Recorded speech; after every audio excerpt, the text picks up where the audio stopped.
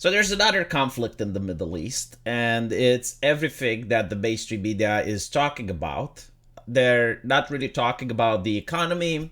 They're not really talking about how they're going to improve my way of life. They're not going to talk about how we're going to have a more hopeful future. No, they're talking about a conflict which is happening in a place where there were conflicts before I was born. There are conflicts now. And I'm pretty sure there will be conflicts after I die. But for some reason, this seems to be of major importance, especially for Europe. And I believe I know why the reason is. I think that the public is being primed for what's about to come. You see, there are many people in the media, and especially politicians and activists. Now, if you suggest that Israel should take the refugees, you're going to see that the same politicians and journalists are going to do their best in order to label you as close as possible as they can get away with an anti-Semite. And they're going to say, well, they can't, because these individuals could be dangerous and the people in Israel could suffer. They can't live together with the refugees, so therefore someone else has to take them.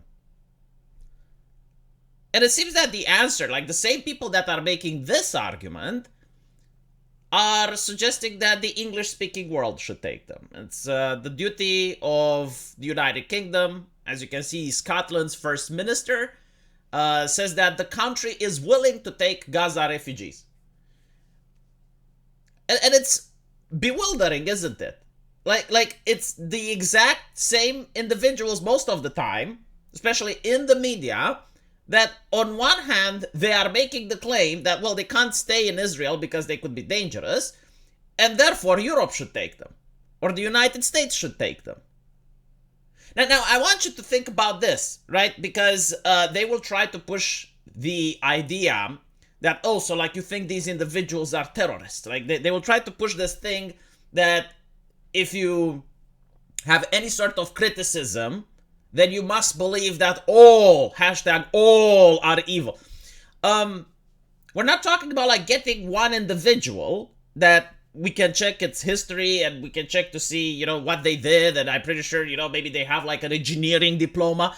No, we're talking about the fact that you're going to take a percentage of the population. Like this is what's being discussed.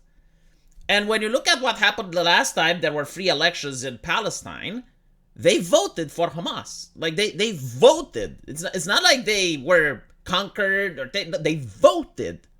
Now, why is this important? Because if you take a percentage, sure, let's assume that none of them happen to be members of Hamas, although I don't know how you can possibly tell just by looking at their face.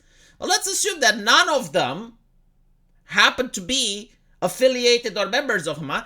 Given the fact that they voted, doesn't this mean that they would have sympathy?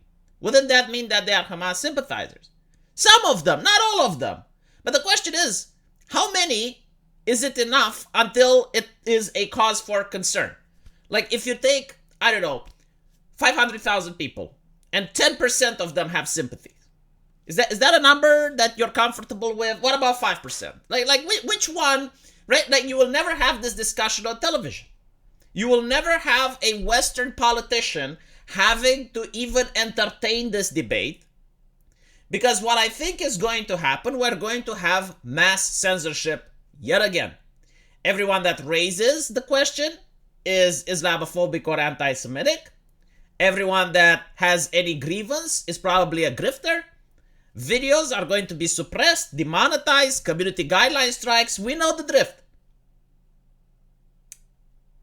I want to point out that none of the other nations around Palestine are willing to take refugees. Saudi Arabia didn't take a single one because according to them, it would destabilize Saudi society. Now, I'm not saying that, there shouldn't be a humanitarian solution to the problem or that certain compromises can't be made. But the very fact that there isn't even a discussion with the public is creeping me out. Now, I would like to point out that in a lot of Western nations, like for example in Germany, there were reports in the news of Jewish stars painted on the homes of Jewish people. This year. Not before World War, no, this year. Like, this happened this year. And this is like with all of the German censorship apparatus and surveillance system and everything that they have in order to keep people safe there. Like legislation that is far more draconic than it is in Eastern Europe. Like they have the technology to make sure that people are far more safe, and they have all these hate speech laws, and they have all this. And even with that, it happened. And then when you look at what's happening in France, when you look at what's happening in London, massive protests over a word that is not happening in Europe. And at these protests, you have people that are very anti-Semitic, like I have seen on social media, some of them, again, breaking the laws of the country, right? Like with all of the surveillance and with all of the things, like the government can ask social media to provide with chat logs and all of that, they still have anti-Semitism, right? But what I find very interesting, and almost like a coincidence, these things do not happen in Eastern Europe. Like, we do not have protests about this issue. Poland doesn't have a problem with this issue. So the question has to be, why not? What is so different about Romania, Bulgaria, Hungary, Poland? Why are we so different than the United Kingdom, France, Germany? What exactly is here that is not there, or vice versa? Like maybe some smarter people than I am, some journalists or some people from the academia can get together and figure it out. Maybe the Greens in Germany are going to fund the academia so they can get a think tank and come up with the answer. Because I for sure can't. I'm not smart enough, right? Like, I'll get fact checkers if I say anything about it. I don't want to spread harmful and dangerous misinformation. So maybe the government from Germany can pay university professors that are far more educated into the social sciences and decolonialism and all the other fields of greater knowledge, so they can come up with the scientific consensus and inform the rest of us on why do they think that the level of anti-Semitism is rising, and you have like these protests happening in Western Europe, but you don't have them in Romania. You don't have them in Bulgaria. You do not have them in Hungary. You do not have them in Poland. Like maybe, by the time I release this video, there will be. I don't know. Who knows? I mean, it's unpredictable, right? Like, we can't make predictions of the future based on what we saw in the past. That's ridiculous. But, like, maybe someone can enlighten me. Now, Paul Joseph Watson has released an interesting video. Take into account that Paul Joseph Watson, in the past, has published things that weren't true. And I don't think that he is doing this out of malice or ill intent. I think he is quick on the trigger. It's very easy to do the sensationalism. So some of the documents that he talked in the past turned out not to be correct.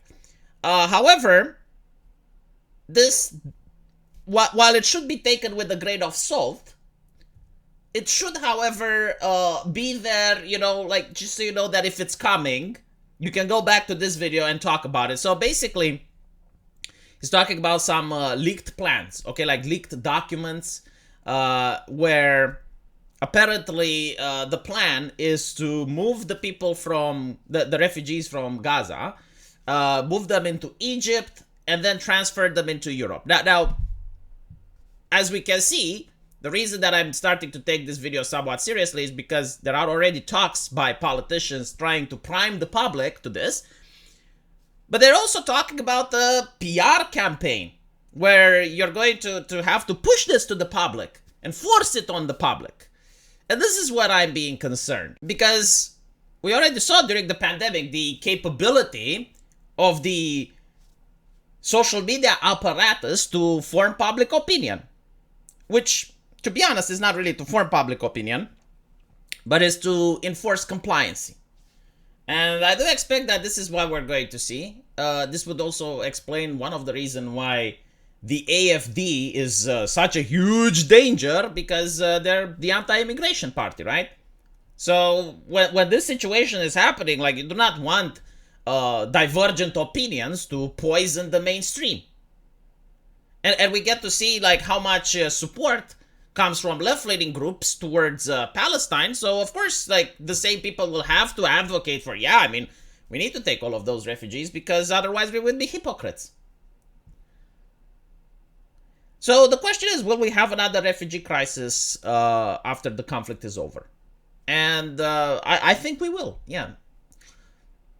Let me know what you guys think. And as usual, we will see you in the comment section. Take care.